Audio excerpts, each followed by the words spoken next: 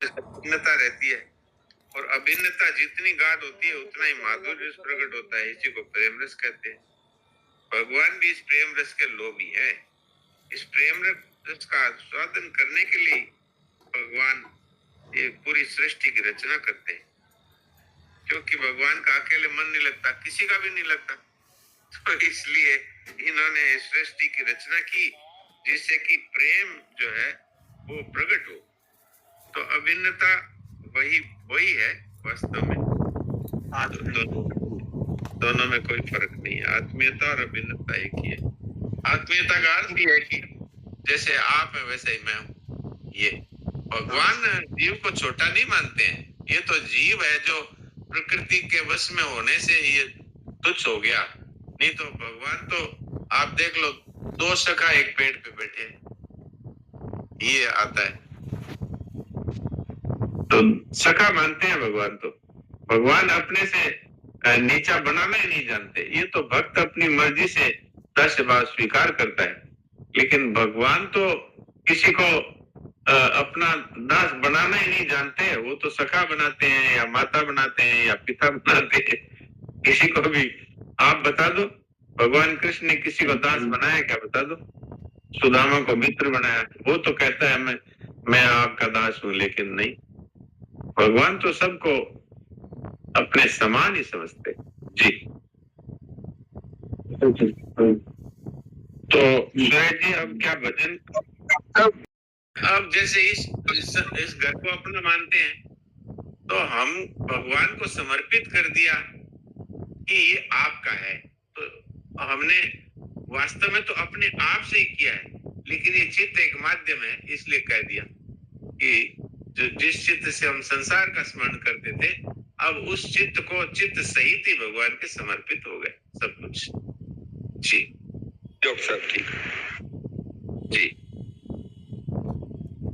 दर्शक प्रणाम। मैं ये कह रहा था कि यहाँ एक नई बात दर्शन में हुआ है कि भगवान में तो 6 प्रकार की शक्तियां उनकी भगवत्ता की रहती है, जैसा साधक संजीवनी में दिया हुआ है।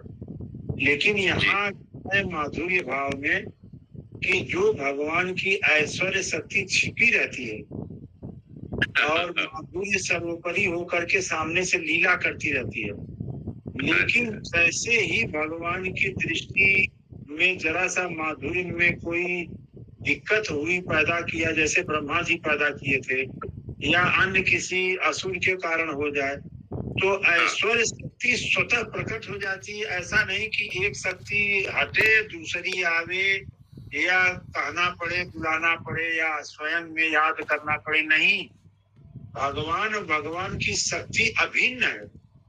तो जैसे ही जो जरूरत होती है वो शक्ति अपने आप वहाँ स्थान ले लेती है।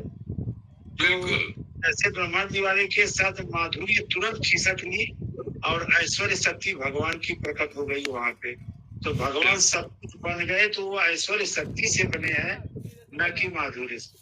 तो यहाँ कह रहे हैं कि यही भाव वात्सल्य में, रति में भक्त का अपने स्वामी भाव में रहता है।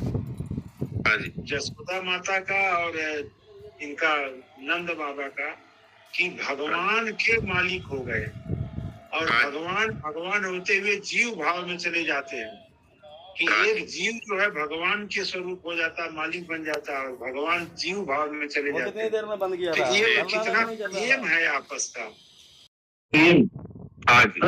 वर्धमान प्रेम। और इसके लिए डॉक्टर साहब एक निवेदन है कि जिन भाई बहनों को इसको और बढ़िया से देखना हो, तो साधन सुधा सिंधु में पृष्ठ संख्या 387 पर बहुत अच्छा लिखा हुआ है, और निधि में 659, साधन सुधा निधि में 659, ये प्रेम रस की बात, और सिंधु में 387। जी प्रणाम। नारायण नारायण नारायण। तो अब भजन सुन लीजिए।